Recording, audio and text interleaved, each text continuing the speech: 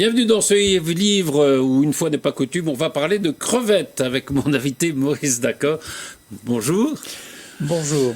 Mais alors, on va parler de crevettes, mais la crevette, c'est pas celle qu'on mange, c'est le nom de l'un de vos héros, Léon Crevette. Léon Crevette, oui, absolument. Crevette, puisque ce sont des polars, c'est des enquêtes de Crevette et Bacardi.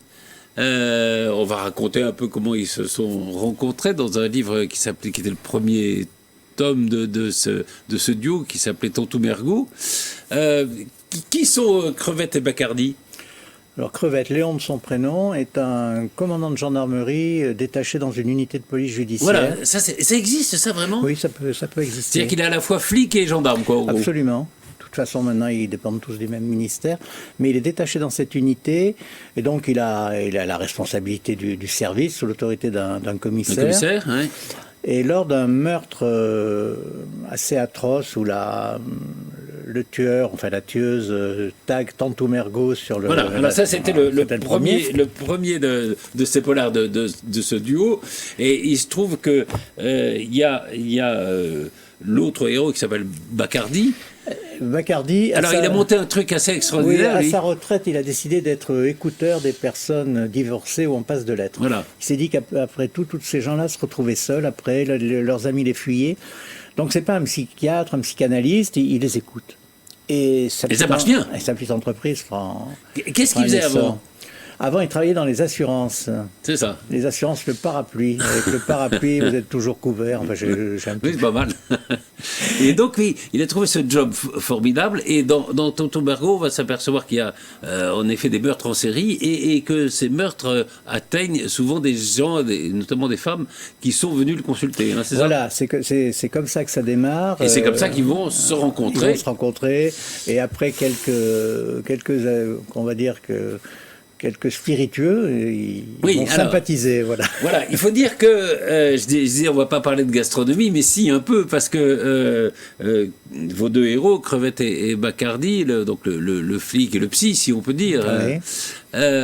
Ils aiment bien la bonne chair, l'alcool, quoi. Enfin, le repas est un truc important chez eux. C'est important, oui, ce sont des rencontres bistronomiques, comme je dis, puisqu'ils vont instituer un déjeuner hebdomadaire au bar des Sports. Alors le bar des Sports, c'est un peu limité au bœuf bourguignon, mais dans certains livres, notamment le dernier, l'affaire des flambeaux noirs, ils vont égrener toute la gastronomie possible, imaginable, dans un restaurant qu'ils vont découvrir. Un restaurant qui est tenu par des Belges, non? Par des Belges, oui. Ouais, nul n'est parfait, mais bon. Alors c'est vrai que les duos, c'est souvent un classique hein, du polar. Évidemment, on pense, en vous lisant un peu à son nom de Dieu et Berrurier, je pense que ça vous a inspiré. C'est une filiation que je revendique, oui, sans problème. Mais on pourrait, avec, je sais pas, chez Fred Vargas, par exemple... Alors ça, c'est un compliment, en plus. Hein, non, mais il y a un peu un duo entre Adamsberg Il y a un critique qui m'a mis ça, oui, entre Adamsberg et puis son commandant. Son commandant, oui, absolument. Hein, alors, il y a tout le commissariat, évidemment, mais enfin, il y a quand même un duo important. Et c'est vrai que, oui, il y a peut-être... il y a un critique qui vous a comparé? Oui, qui avait cité Fred Vargas, qui m'a fait très plaisir, effectivement. Oui, c'est pas mal. Son auto aussi, c'est bien. Ah oui, mais je revendique, alors, pour faire genre, je dis que je revendique les auteurs en art, Audiard, Boudard, Frédéric Dard. D'accord. Plus bien sûr l'ange tutélaire, le maître à penser qui est Simenon, mais Simenon c'est plutôt pour l'atmosphère, voilà. Oui, d'ailleurs, il y a des références à Simenon, je ne sais pas si c'est vous qui le dites ou si c'est lui qui le revendique, le commandant Crevette, enfin je ne sais pas si on dit commandant, si. Si, mon c'est commandant. Crevette. Un de ses héros, c'est en effet... c'est en effet le héros de Simenon, c'est-à-dire Maigret. Le flic bourru. Hein, il dit, voilà, si on devait me comparer à quelqu'un, ça serait Maigret. Hein. Flic bourru qui affecte l'air d'être un gros lourdeau qu'il n'est certainement pas, en tous les cas. Et au fil des enquêtes, ça se vérifiera. Vous parliez de commissariat à l'instant, et ce que je compte faire également au fil des histoires que j'écrirai, c'est de l'étoffer, ce commissariat, d'avoir de nouveaux personnages récurrents. Absolument, oui.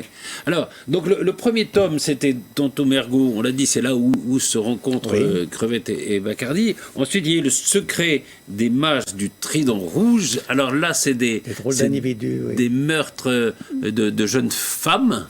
Oui. Et avec un tueur lettré, puisqu'il met des citations latines. Il met des citations latines et surtout lorsque les mages du Trident Rouge se réunissent, voilà, c'est une secte. Hein. Voilà, c'est une secte. Ils déclament sur l'air de La Belle Hélène d'Offenbach. Alors c'est ça. Je me suis amusé à réécrire la présentation, le défilé des rois. Voilà. Oui, parce que je suis. Le roi Ménélas, etc. Enfin, voilà, le bouillant Achille. Le bouillant Achille, etc. Évidemment, il y a évidemment citation latine, c'est intéressant. C'est-à-dire que je dis pas que les romans sont datés, mais il y a une culture. Vous disiez, parler de Boudard, de Dard. Oui, c'est une culture de ma génération, certainement. De génération, oui. C'est vrai que j'ai lu là ce matin qu'il y avait, je crois en Italie, un lycée qui se créait où on enseignerait qu'en latin et qu'en grec. C'est le retour des humanités, mais je ne sais pas s'il y a plus grand monde aujourd'hui qui beaucoup de candidats, oui. Tonton Mergo, d'ailleurs, c'est aussi c'est un cantique. Hein. Ah oui, c'est saint Thomas d'Aquin qui a écrit ça, effectivement. Oui. Alors, le dernier paru, on va peut-être parler un peu plus de celui-là, c'est l'affaire des flambeaux noirs. Le début, c'est un propriétaire de bateau de pêche. Hein, pas un armateur, un propriétaire, oui, on peut dire ça comme ça. Alors, ça se passe en Méditerranée ? Oui, je situe jamais mes romans, mais on peut penser, c'est la Méditerranée, oui. Je crois qu'on dit que c'est la Méditerranée à un moment. Et on le retrouve mort dans une grotte qu'on ne peut atteindre qu'en naviguant. Hein. Qu'à marée haute, oui. Et donc ça, c'est le premier crime qui existe. Et puis, il se trouve que son fils est ensuite enlevé. Son petit garçon, oui, de 10 ans. Son petit garçon est ensuite, qui s'appelle Victor, je crois, est ensuite enlevé. Alors, on apprend que il est le gendre d'un homme politique célèbre dans la région, qui est un sénateur, qui n'a jamais eu d'ennui judiciaire, mais enfin, qui n'est pas le plus honnête des patibulaire, mais des presque, politiciens. Oui, c'est ça. Et puis on apprend aussi qu'il pourrait avoir envie de se séparer de sa femme, qu'il avait une liaison avec une autre femme dont on ne sait pas s'il ne tient pas. Tu as un peu un truc de prostituée, hein, de prostitution. Elle tient un salon de massage avec finition, comme il se dit. Et puis il pourrait y avoir aussi un trafic de drogue. Enfin, on ne va pas entrer dans tous les détails de l'intrigue. Ce qui est intéressant, c'est. Alors là, vous passez. C'est un peu différent parce que. Les autres c'était plutôt des tueurs en série. Oui.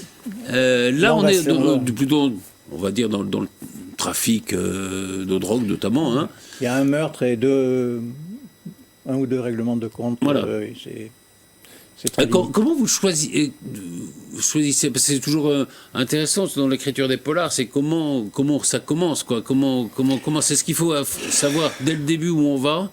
Alors, je suis désolé de répondre ça, mais je ne sais absolument pas où je vais quand je démarre. Ah oui. Alors, ça commence à s'affiner. C'est vrai que là, je viens de terminer le 4e. Je commence à voir maintenant, mais en général, je pars et je ne sais pas trop où je vais. Vous partez par exemple, là, d'un crime, voilà. Oui, ou d'un dialogue, parce que j'écris plus des romans de personnages, et donc ça m'est plus facile. Et à partir d'un dialogue, effectivement, après on va rebondir, Crevette va être appelée sur une scène de crime, etc., etc., et je vais construire mon histoire comme ça. D'accord. Oui, c'est vrai qu'on le sent d'ailleurs, les intrigues sont intéressantes, mais c'est vrai que ce qui vous amuse le plus, je crois, dans l'écriture, c'est les personnages, il y a des jeux de mots. C'est des très mauvais jeux de mots, plus ou moins beaux. Je les affectionne. Ça me rappelle d'ailleurs des gens que j'ai beaucoup connus il y a longtemps, mais oui. Et non, c'est vrai, enfin, moi je devais relever quelques-uns, mais. Et d'ailleurs, alors, à la fin, il y a un truc qui est très amusant, c'est les remerciements. Oui, parce que Est-ce que il y a des citations d'eux ou il y a... Oui. C'est ça, hein. Et les remerciements, c'est beaucoup. Alors Michel Audiard évidemment, mais beaucoup de chanteurs, Barbara, Alors, voilà, Labachou, Jacques Brel, Georges Brassens, je cite Jean-Roger Cossimon. Oui, je cite beaucoup de chansons, pas que des bonnes d'ailleurs, hein, mais principalement des bonnes. Et effectivement, la moindre des choses, c'était de les remercier pour, comme je le dis, je crois que c'est dans Tantoum, comme pour tous les bons moments qui m'ont procuré, qu'ils me procurent encore. Oui. Et ah oui, c'est pas. Moi, je vais par exemple, il dit je vais y aller Clito Clito. Alors ça, j'ai jamais pu retrouver les autrices. Ce sont deux femmes qui avaient écrit ça. J'avais vu ça chez Pivot il y a très longtemps. Et donc, c'était pour dire Dardar, quoi. Dardar. Elles avaient féminisé. Ce serait pas pareil. Dardar, c'est des RE, mais on est bien là, d'accord. c'est des Dardar comme le dard, et donc Voilà, elle disait Clito Clito. Voilà. C'est intéressant. Il n'y a qu'un truc, alors. C'est une petite erreur, à mon avis, mais c'est que votre sénateur, vous dites qu'il est réélu pour 9 ans. Maintenant, c'est 6 ans, hein. Ça a changé. C'est pas par tiers tous les 6 ans? Bah, oui, tous les 6 ans, mais ils sont pour 6 ans, ils sont plus pour 9 ans. Autrefois, c'était 9 ans, mais. Ouais, bah oui, bah alors. Ouais. Mais c'est un vieux sénateur, donc ça passe bien. Et évidemment, il y a tout ça, il y a tout, aussi toute la vie. En province, enfin provinciale, hein, c'est ce qui vous intéresse d'ailleurs. C'est une petite ville, oui, c'est très Simenon, enfin c'est très Simenon, c'est très inspiré par Simenon en ce sens-là, sauf que Simenon, lui, se rendait sur place, il étudiait, etc. Non, là, c'est une petite ville lambda de province, suffisamment grande pour avoir un commissariat, pour avoir un hôpital, ça on va le voir dans le prochain, oui. Et suffisamment petite pour être à l'abri à l'abri d'une surpopulation, de la fureur, de tout ce qu'on veut. Vous lisez les faits divers ou non? Ça m'arrive, surtout en été. Vous arrive pour vous aspirer, non? Oui, je peux relever des choses. Je ne les dis pas systématiquement, mais je peux relever des choses, effectivement. Et ces deux héros, comment ils sont venus? Comment ils sont nés? Alors, pourquoi Crevette d'abord? Ouais, je cherche. Là c'est un travail de recherche. Je me suis dit, parmi les milliers de polars qui sortent, si tu veux faire quelque chose, et comme ils ont tous un commissaire, un commandant, un truc muche, il faut quand même un nom qui se ressorte un peu. Donc j'ai pensé à Crevette, comme j'aurais pensé à autre chose, à Homard peut-être. Bacardi, j'aime pas le rhum, pourtant c'est le rhum qui m'y a fait penser. Oui, simplement, j'ai mis un C au lieu d'en mettre 2 ou 2, je sais plus, un C, voilà, au lieu d'en mettre 2. Voilà. D'accord. Et les prénoms, c'est Léon et Eddie. Ouais. Parce qu'Eddie est d'origine italienne, donc c'est pour ça, Bacardi. Donc, on peut imaginer quoi, ils ont une bonne soixantaine. Hein. Alors, Crevette est plus jeune. Eddie Bacardi a 60-65 ans, Crevette a plutôt la cinquantaine. Plutôt la cinquantaine, d'accord. Il est assez beau mec. Et on dit souvent ça, mais en même temps, on sent que le type, sans doute, il aime bien manger, quoi. Enfin, il boit. Bacardi est beau mec, Crevette, je sais pas. Je pourrais pas dire. Vous ne pourriez pas les décrire physiquement? Mais moi, je les vois. Alors, vous les voyez, quand même. Je les vois très bien. Non, Crevette, je pense beaucoup. Moi, je lis beaucoup Simenon, mais j'ai également adoré la série qu'avait tournée Bruno Kremer, qui pour moi est une des meilleures. Et je me suis beaucoup inspiré de la démarche, du côté massif, du côté bougon. Enfin, oui, c'était meilleur Bruno Kremer que Jean Richard. Pour moi, il n'y a pas de comparaison. À la fin, le pauvre, il était un peu diminué. Oui, puis c'est surtout que c'est quand même très fidèle, bien reconstitué. C'est assez soigné comme reconstitution. Mais il y a eu maintenant, il y a quand même eu beaucoup de... Puis il y a eu des films magnifiques tirés de Simenon, pas toujours de Maigret, mais de Simenon. Mais Depardieu en a fait deux là récemment. Oui, absolument. Un sur Maigret et l'autre sur un Simenon. Oui, absolument. C'était le comte, hein, je crois, qui avait très envie de faire ça avec Maigret. Un petit mot sur votre parcours, parce que il est assez atypique. Alors, on peut dire, on se connaît depuis longtemps. Hein, depuis trop longtemps. Depuis trop longtemps.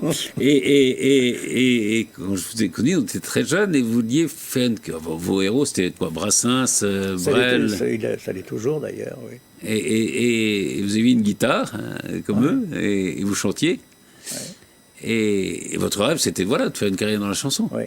absolument. La chanson n'a pas voulu de moi. Il s'en est pas fallu de beaucoup, mais bon, c'est pas grave. Après, j'ai épousé une carrière professionnelle, comme beaucoup de gens. C'est là que parce que vous êtes sûr, là. Non, c'est amusant parce que au fond, vous avez une vie comme ça qui fait une sorte de cercle, comme si vous étiez revenu à vos premiers amours avec au fond, la création, le domaine artistique, l'écriture. Absolument. Et vous avez eu une vie de haut fonctionnaire après. Oui. Vous êtes directeur d'hôpital. Sous-préfet. Sous-préfet. Et j'étais détaché comme Léon Crevette d'ailleurs dans le corps des sous-préfets. J'ai terminé ma carrière comme directeur d'hôpital. Enfin, sachant que c'est un grade, hein, c'est pas forcément une chefferie d'établissement. D'accord. Et comment c'est venu ça alors? Vous vous êtes dit à un moment, allez, il faut que j'arrête les bêtises. Non. J'aime beaucoup le service public, ça c'est vrai, c'est consubstantiel à moi-même, si j'ose dire. Donc j'ai déroulé une carrière. C'est à l'époque où on le peut encore, mais plus difficilement, on pouvait profiter d'un ascenseur social. Oui, il y avait des examens internes, des concours internes. Voilà. Oui, qui permettaient de progresser dans la fonction publique. Oui, oui, est-ce qu'il y a un peu, il y a un peu ça existe encore. Le concours interne, enfin les concours internes de l'ENA, il y a le recrutement extérieur, mais enfin c'est peut-être un peu plus coincé, encore qu'il y a eu la réforme de l'ENA qui a peut-être changé un peu les choses, mais enfin bon. Et donc voilà, et pendant toutes ces années, vous étiez dans les préfectures, par exemple, vous disiez, vous avez continué à chanter, par exemple? Oui, mais c'était vraiment en cercle privé, quoi. Voilà, oui, non, il n'y avait pas de concert à la préfecture. Il m'est arrivé quand même, il y a une vingtaine d'années, côté de ma ville natale, de redonner un ou deux spectacles. Mais c'était uniquement, je dis pas que c'était sur invitation, mais c'était bon, des amis, que enfin, des copains dans la salle. Oui, d'accord. Mais vous aviez l'idée d'écrire? J'écrivais des chansons parce que c'est beaucoup plus rapide, c'est beaucoup plus simple. Ça va plus vite. Alors même si Brassens dit que sa chanson elle va durer, il va la remettre sur l'ouvrage, etc. Ah ben Brassens, on sent bien que c'est tellement travaillé, retravaillé. Le premier bouquin que j'ai écrit, avant d'écrire des polars, j'ai écrit des romans, j'ai écrit des nouvelles parce que la nouvelle c'était rapide aussi. Rapide. Est-ce qu'il n'y a justement pas une frustration ça quand on a écrit des chansons, c'est-à-dire des choses dont on voit le résultat très vite. Alors ça peut être quelques heures, ça peut être quelques jours, mais enfin ça va relativement vite. Un roman, c'est long. C'est long et on s'aperçoit qu'il faut creuser sans arrêt. Sans ça, en 20 pages, même pour un policier, voilà, c'est fini. Oui. Et ça, c'est dur, non?